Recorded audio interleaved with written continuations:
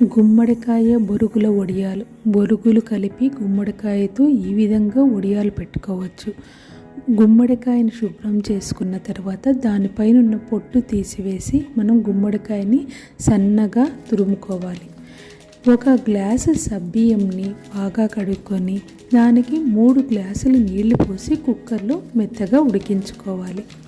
ఈ తురుముకున్న గుమ్మడికాయ, ఉడికించిన సబ్బియ్యము, పచ్చికారం, ఉప్పు, జీలకర్ర, నూగులు, కొత్తిమీర వేసుకోవాలి.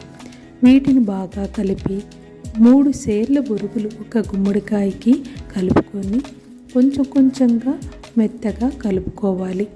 తేమగాన ఎక్కువగా ఉంటే ఇంకా కొంచెం మనం బొరుగులు కలుపుకోవచ్చు. కొంచెం నలుపుకుంటూ చిన్న చిన్న బిళ్ళల్లాగా మనము తట్టుకోవాలి.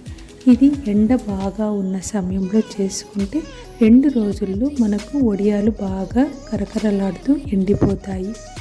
ఎండిన తర్వాత దీనిని నూనెలో వేసి వేయించుకోవచ్చు. ఇవి చాలా రుచిగా ఉంటాయి, కరకరలాడుతూ ఉంటాయి.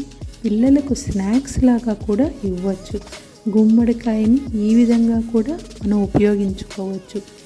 మనకు ఇంకా పిల్లలకు పుల్ల పుల్లగా రుచిగా అనిపించాలంటే కనుక మనము బొరుగులతో పాటు కొంచెం పచ్చి మామిడికాయ తురుము కూడా కలుపుకొని వడియాలు చేసుకోవచ్చును. ఈ వడియాలను మా ఇంట్లో చాలా ఇష్టంగా తీసుకుంటారు. అందరికీ ఇష్టంగా ఉంటుందని అనుకుంటున్నాను. మీరందరూ ఈ వడియాలను ఖచ్చితంగా ట్రై చేయండి. చాలా విధంగా గుమ్మడికాయ వడియాలు మా పెద్దలు పెడుతూ ఉన్నారు.